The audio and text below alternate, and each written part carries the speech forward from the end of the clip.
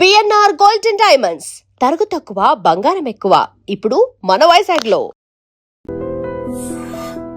Present success నుంచి మళ్ళీ past సక్సెస్లోకి ఒకసారి వెళ్దామండి. అఖండ సినిమా తర్వాత మళ్ళీ అఖండ 2వా లేకపోతే అఖండ 3వా లేకపోతే అఖండని మించింది వస్తుందా, ఇలాంటి అంచనాల్లో ఆల్మోస్ట్ బాలయ్య గారి అభిమానులే కాదు మొత్తం సినీ అభిమానులందరూ కూడా ఆ అంచనాల్లో ఉన్నారండి. అసలు బాలయ్య బాబుతో ఒక్కడితోనే చెయ్యాలి బోయపాటి అనే బాగా కరడు కట్టిన తీవ్రవాదులు కూడా ఉన్నారు అభిమానుల్లో. వాళ్ళకి మీ సమాధానం ఏంటి? నెక్స్ట్ పిక్చర్ ఎప్పుడు ఏంటి సార్? కన్ఫర్మ్ బాలయ్య గారితో అఖండ 2 అనేది ఉందండి.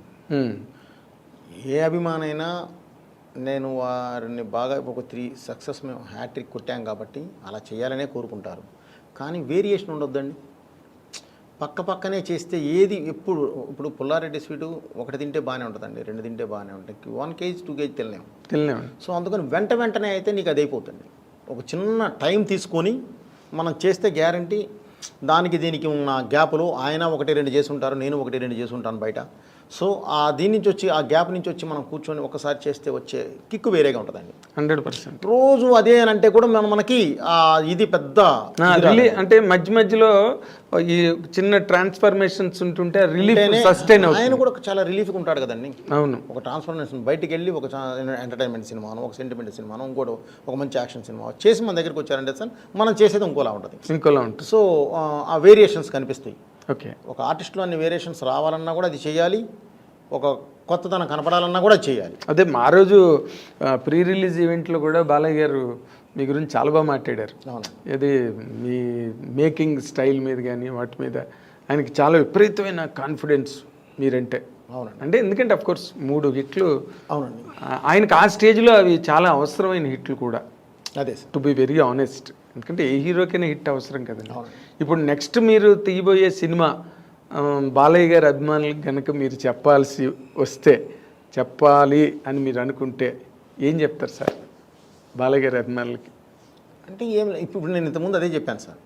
ఇప్పుడు జరుగుతూ ఉంది బాబీ సినిమా, ఇవన్నీ జరుగుతూ ఉన్నాయండి. బాబుది నాకు మధ్యలో ఇంకో కమిట్మెంట్ ఉందండి. అది చూసుకొని వెంటనే నేను ఇటు వస్తాను. ఇంకో కమిట్మెంట్ ఇప్పుడు చేయబోతున్నానండి. అది ఏంటి అనేది జస్ట్ ఫ్యూ డేస్లో నేను అనౌన్స్ చేస్తాను. ఓకే, జస్ట్ ఫ్యూ డేస్లో.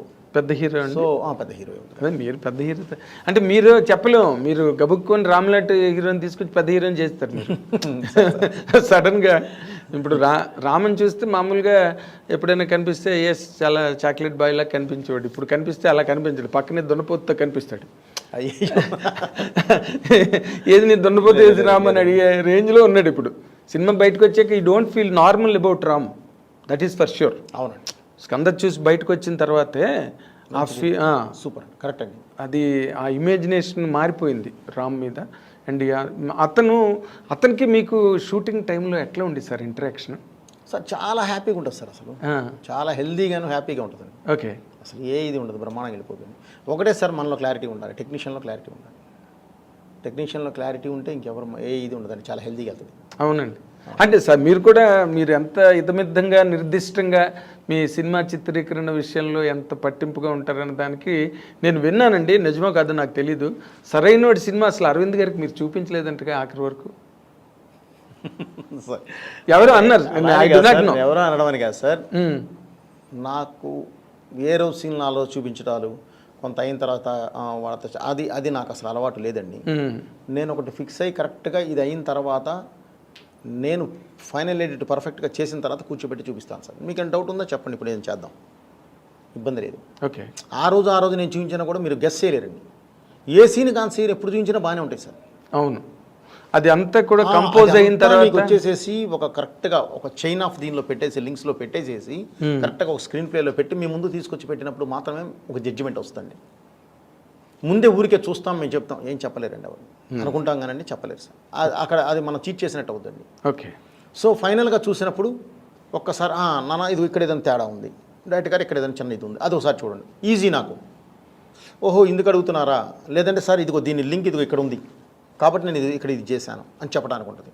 లేదు కరెక్టేనా, లేదు సార్ నిజమే బాగుంది, టోటాలిటీ బాగుంది అనుకుంటే ఒకటి లేదు సార్ నిజంగానే ఇది చిన్న ఇది ఉంది సార్, ఓకే ఒక 2 days మనం పెట్టుకుందామండి, టోటల్ ఇంకేమున్నాయో చూసుకుని 2 days పెట్టేస్తాం, ఈజీ. అదే వాళ్ళకి చెప్పడానికి ఈజీ, మీకు చూపించడానికి ఈజీ, వాళ్ళు చెప్పిన తర్వాత మీరు కరెక్ట్ చేసుకోవడానికి కూడా ఈజీ అండి. అలా కాకుండా ఇవాళ చూసావు ఒక ఇంటర్వెల్ దాకా అయింది, కొంతవరకు ఉంది, చూసావు. ఇప్పుడే జడ్జ్ చేయలేరు. ఏం చెప్తారు, చూస్తారు అంతే. నాకు ఇంకా సెకండ్ హాఫ్ ఉంది కదా, నేను షూట్ చేయకుండా నువ్వేం చెప్తావు జడ్జిమెంట్? కరెక్ట్. ఎవరైనా సరే సార్. అవును, మీ ఫస్ట్ హాఫ్లో లాక్లు అన్నీ సెకండ్ హాఫ్లో ఉంటాయి కాబట్టి ఎలా పడితే అలా చూపించి కూడా వేస్ట్ అండి. ఊరికి చూపించామంటే చూపించాము అంతే. అది ఎందుకు? అది నాలుగుగానే ఏంటంటే నేను ఆయనకి ఇదే చెప్పానండి, గురుగారు నాకు జడ్జిమెంట్ కావాలి. జడ్జిమెంట్ కావాలంటే నువ్వు రోజుకోసారి చూసే జడ్జిమెంట్ రాదు. ఇది ఆల్రెడీ చూసాను ఎన్నిసార్లు.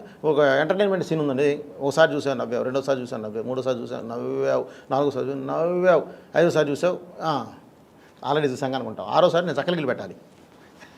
ఎందుకు వస్తుంది సార్ నవ్వు? సో అన్నిసార్లు నీకు, ఎందుకంటే నువ్వు ఇక్కడ చూస్తున్నావు, దానికి తర్వాత ఒక ఆర్ఆర్ ఏడవుద్ది, అద్భుతమైన నీకు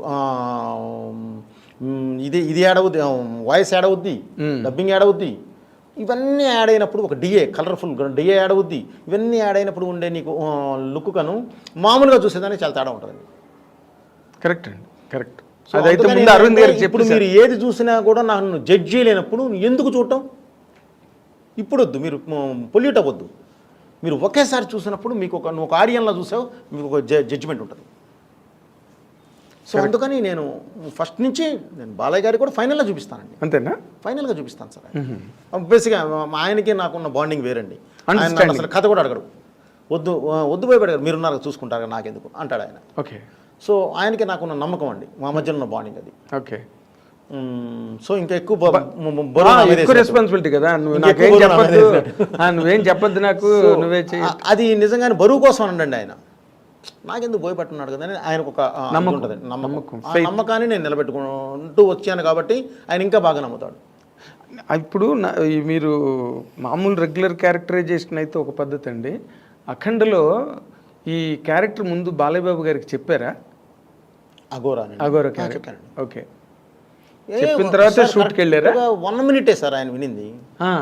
బాబు ఇప్పటివరకు మనం 2 ఇలా చేసాము, సోషల్ ఫార్మాట్ చేసాము, ఇప్పుడు సోషల్ ఫార్మాట్ 2.5 hours కష్టమైపోద్ది, మరి ఏం చేద్దామండి. నేను ఇలా అఘోరా క్యారెక్టర్ అనుకుంటున్నాను. అఘోరా అంటే విభూతి పూసుకొని హెయిర్ పెంచి వచ్చి ఇదా అన్నాడు. అవును బాబు, కాకపోతే బాలయ్య బోయపట్టాలి ఉంటారు కదా బాబు. కుట్టారుగా, బాలయ్య బోయపట్టి అలా ఉంటారు కదా. నిజమేనండి, మీ ఇష్టం, ఎప్పుడు గెటప్ చెక్క ఎప్పుడు వెళ్ళిపోతాం, ఇంతే జరిగింది. ఓ అంతేనండి, చాలా సింపుల్, చాలా సింపుల్. ఆ క్యారెక్టర్ ఎలా జర్నీ చేస్తాను, ఎందుకు నువ్వు చూసుకుంటావు కదా అన్నాడు ఆయన. ఓకే, అంతే. చూసుకోండి, తర్వాత మనం గెటప్ అంతప్పుడు కావాలంటే అప్పుడు ఏదైనా ఊరికే నేను ఎలా వెళ్ళాలి చెప్పండి నాకు చాలు అంటే అది నమ్మకం అండి, షీర్ ఫెయిత్ మీ మీద ఉన్న నమ్మకం అండి, అంతే. ఆ నమ్మకం ఉన్నప్పుడు మనం చాలా బాగా ఇంకెక్కువ వేసుకుంటాం అండి మా భుజాన. అది ఒక రకంగా హెవీ వెయిటేనండి. ఇప్పుడు కథ విని బాగోలేదు, ఇది మార్చండి, ఇలా మార్చండి అంటే అప్పుడు సమానమైన నిష్పత్తి ఉంటుంది రెస్పాన్సిబిలిటీ. ఇప్పుడు అంతా మీదే, మంచి అయినా చెడు అయినా. సో మీరు ఆ యాంగిల్లో మళ్ళీ సింగిల్ హ్యాండ్ ఫైటే కదా మీది. మరి దాన్ని మీరు ఎంజాయ్ చేస్తారండి బాగా బాగా. ఎలా? ఎందుకంటే నేను రీమేక్ చేయలేను సార్. రీమేక్ చూపిస్తే నాకు కిక్కు రాదు. నాకు రోజు స్ట్రగుల్ పడాలి. అమ్మ ఈ షాట్ ఎలా తీయాలి, ఇది ఇలా పెట్టాలి, ఇది మార్చాలి, బ్లాక్ మార్చాలి, నుంచి ఇది బయటికి తీయాలి. ఆ కిక్ ఉన్నప్పుడే నేను డైరెక్టర్గా బతికున్నట్టండి. అది లేని రోజు నాకు అవసరం లేదు సార్ అది. అందుకే నేను రీమేక్లు చేయనండి. రీమేక్లు చేయరు అసలు, ఆ ప్రస్తావన కూడా మీ దగ్గర రాదేమో. నేను చేయనండి, చేయలేను. నాకు కిక్ ఉండదు. అది నేను చూస్ చేసేదేం సార్. మరే కరెక్ట్. నేను అది పెద్ద ఇబ్బంది పడతాను. నేను రీమేక్లు మధ్య బాగా డిసప్పాయింట్ కూడా ఎప్పుడు రీమేక్ ఈజ్ రిస్క్ అలా అని కాదు సార్. నేను వాళ్ళతో చెప్పట్లేదు, నేను ఎవరితో సినిమాలే కూడా నేను రీమేక్లకి వెళ్ళాను సార్. ఎందుకంటే ఆల్రెడీ చూసిన సినిమా సార్ అది. నేను సో కొత్త పాయింట్ ఆఫ్ వ్యూ ఏదైనా ఉంటే నేను చేస్తాను ఆ రీమేక్లో కూడా. కొత్త పాయింట్ ఆఫ్ వ్యూ దానికి. ఇప్పుడు నేను చేసిన దానిలోనే నాకు భద్ర ఉంది, సెకండ్ వెర్షన్ ఉంది, నాకు నేను చేయగలను. ఓకే, భద్రకి సెకండ్ వెర్షన్ ఉంది, కానీ సెంట్రల్ పాయింట్ అదే ఉంటుంది. ఆ సెంట్రల్ పాయింట్ మార్చాలి, మారిస్తే వచ్చేస్తుంది మొత్తం కొత్త కథ వస్తుంది. ఓకే, సింహ కూడా అలాగే ఉంది. తులసికి లేదని సింహాకు ఉంది అలాగే. ఇదే ఉంటుంది, సెకండ్ వెర్షన్ ఉంటుంది. సెకండ్ అంటే అదర్ వెర్షన్, ఇంకో రకంగా కూడా తీయచ్చు సినిమా. ఓకే, అదర్ వెర్షన్ అలా ఇంకేదైనా నేను వెళ్ళినప్పుడు చేయగలను. కాదు సార్, దాన్ని ఎవరు డిసైడ్ చేస్తారు? మీకు మీరే డిసైడ్ చేసుకుంటారు కదా 2 వెర్షన్స్ ఉన్నప్పుడు. అంతే కదా సార్. అమ్మ మీరు మామూలు కారండి కాదు సార్, ఎందుకంటే అది మా ధర్మం సార్. అది ధర్మం ఏంటంటే సార్, ధర్మం ఏంటి తేడా వచ్చిందంటే గొప్ప పగిలిపోతుంది. ఇప్పుడు ధర్మం ఓకే, మీ బాధ్యత, మీ ఉద్యోగ ధర్మం, లేకపోతే మీ బాధ్యతలో ఉండే ధర్మం అది. బట్ ఏదైనా ఒక బ్రిటిష్ వాళ్ళు ఎక్కువగా కౌన్సిలింగ్ని నమ్మేవారంట. కౌన్సిలర్స్ కూర్చుని డెసిషన్ తీసుకోవడం అది అవునండి. అది అప్పుడు బాధ్యత అన్నది అందరికీ పంపకం జరుగుతుంది. ఇక్కడ మీరు 2 వెర్షన్స్ రాసుకుని 2 బాగున్నాయి దీనిలో వెళ్దామని అనుకోవడం మాత్రం ఇప్పుడు నాకు సాహసమే. నాకు ఒక రైటర్స్ వింగ్ కూడా ఉంటుందండి. వాళ్ళతో కూడా కూర్చుంటాను సార్. ఓకే. కూర్చొని వాళ్ళ అభిప్రాయాలు కూడా మొత్తం వింటామండి. వాళ్ళతో పాటు కూర్చొని వాళ్ళ అభిప్రాయాలతో పాటు మొత్తం అంతా కూడా అభిప్రాయం తీసుకున్న తర్వాతే ఫైనల్ జడ్జికి నేను వెళ్తానండి. Okay, then you will arrive at final decision. Yes sir. Okay, ఇప్పుడున్న ఇది ఎలా ఉంది, ట్రావెల్ ఎలా కావాలి, ఏంటి వాటి ఇప్పుడు నడుస్తున్న ట్రెండ్ ఎలా ఉంది, ఓకే, ఎవరిని మనం ఖాయం చేస్తున్నాం, ఈ సినిమా ద్వారా ఎవరిని ఫస్ట్ ఆడియన్స్ మన సినిమాకి రావాలి అనేది కంపల్సరీ ఇది పెట్టుకుని కూర్చుంటాను. ఓకే, రీమేక్లు చేయరు అసలు, ఆ ప్రస్తావన కూడా మీ దగ్గర రాదేమో. నేను చేయనండి, చేయలేను, నాకు కిక్ ఉండదు. అది నేను చూస్ చేసేదేం సార్. మరే నేను అది పెద్ద ఇబ్బంది పడతాను. నేను రీమేక్లు మధ్య బాగా డిసప్పాయింట్ కూడా ఎప్పుడు రీమేక్ ఈజ్ అలా అని కాదు సార్. నేను వాళ్ళతో చెప్పను, నేను ఎవరితో సినిమాలే కూడా నేను రీమేక్లకి వెళ్ళను సార్. ఎందుకంటే ఆల్రెడీ చూసిన సినిమా సార్ అది. నేను సో కొత్త పాయింట్ ఆఫ్ వ్యూ ఏదైనా ఉంటే నేను చేస్తాను ఆ రీమేక్లో కూడా. కొత్త పాయింట్ ఆఫ్ వ్యూ దానికి ఇప్పుడు నేను చేసిన దానిలోనే నాకు భద్ర ఉంది, సెకండ్ వెర్షన్ ఉంది, నాకు నేను చేయగలను. ఓకే, భద్రకి సెకండ్ వెర్షన్ ఉంది, కానీ సెంట్రల్ పాయింట్ అదే ఉంటుంది. ఆ సెంట్రల్ పాయింట్ మార్చాలి, మారిస్తే వచ్చేస్తుంది మొత్తం కొత్త కథ వస్తుంది. ఓకే, సింహ కూడా అలాగే ఉంది, తులసికి లేదండి, సింహాకు ఉంది అలాగే. ఇదే ఉంటుంది, సెకండ్ వెర్షన్ ఉంటుంది. సెకండ్ అంటే అదర్ వెర్షన్, ఇంకో రకంగా కూడా తీయచ్చు ఆ సినిమా. ఓకే, అదర్ వెర్షన్ అలా ఇంకేదన్నా నేను వెళ్ళినప్పుడు చేయగలను. కాదు సార్, దాన్ని ఎవరు డిసైడ్ చేస్తారు? మీకు మీరే డిసైడ్ చేసుకుంటారు కదా 2 వెర్షన్స్ ఉన్నప్పుడు. అంతే కదా సార్. అమ్మ, మీరు మామూలు కారండి బాబు. కాదు సార్, ఎందుకంటే అది మా ధర్మం సార్. అది ధర్మం ఏంటంటే సార్, ధర్మం ఏంటి తేడా వచ్చిందంటే గొప్ప పగిలిపోతుంది. ఇప్పుడు ధర్మం ఓకే, మీ బాధ్యత, మీ ఉద్యోగ ధర్మం, లేకపోతే మీ బాధ్యతలో ఉండే ధర్మం అది. బట్ ఏదైనా ఒక బ్రిటిష్ వాళ్ళు ఎక్కువగా కౌన్సిలింగ్ని నమ్మేవారంట, కౌన్సిలర్స్ కూర్చుని డెసిషన్ తీసుకోవడం అది. అవును, అది అప్పుడు బాధ్యత అన్నది అందరికీ పంపకం జరుగుతుంది. ఇక్కడ మీరు 2 వెర్షన్స్ రాసుకుని 2 బాగున్నాయి దీనిలో వెళ్దామని అనుకోవడం మాత్రం ఇప్పుడు నాకు సాహసమే. నాకు ఒక రైటర్స్ వింగ్ కూడా ఉంటుందండి. వాళ్ళతో కూడా కూర్చుంటాను సార్. ఓకే, కూర్చొని వాళ్ళ అభిప్రాయాలు కూడా మొత్తం వింటామండి. వాళ్ళతో పాటు కూర్చొని వాళ్ళ అభిప్రాయాలతో పాటు మొత్తం అంతా కూడా అభిప్రాయం తీసుకున్న తర్వాతే ఫైనల్ జడ్జికి నేను వెళ్తానండి. Okay, then you will arrive at final decision. Yes sir. Okay, ఇప్పుడున్న ఇది ఎలా ఉంది, ట్రావెల్ ఎలా కావాలి, ఏంటి వాటి ఇప్పుడు నడుస్తున్న ట్రెండ్ ఎలా ఉంది, ఓకే, ఎవరిని మనం ఖాయం చేస్తున్నాం, ఈ సినిమా ద్వారా ఎవరిని ఫస్ట్ ఆడియన్స్ మన సినిమాకి రావాలి అనేది కంపల్సరీ ఇది పెట్టుకుని కూర్చుంటాను. ఓకే, తర్వాత నాకు అంటే మీరు ముత్యాల సుబ్బయ్య గారి దగ్గర అసిస్టెంట్గా ఉన్న రోజుల నుంచి మీరు నాకు తెలుసు. ఇన్ జనరల్గా సుబ్బయ్య గారు అన్నీ కూడా మమతల కోవిల, మమతానురాగాలు, ప్రేమ, బంధం, ఇలాంటి సినిమాలు సుబ్బయ్య గారు అన్నీ దాదాపుగా. కానీ మీరు అంత ఇమోషనల్ ఎరప్షన్ ఎక్కడి నుంచి అడాప్ట్ చేసుకున్నారంటే? సార్ అడాప్ట్ అదేం లేదు సార్, టైం ఆ టైంకి అది కూర్చుంది సార్. ఆ తర్వాత నేను 2004కి నేను డైరెక్టర్ అయ్యాను. అవును, ఆయన దగ్గర నేను పనిచేస్తుంది 98, 99, 2000 లోపే చేశాను సార్. ఆ తర్వాత 2001 నుంచి నేను బయటకు వచ్చేసాను.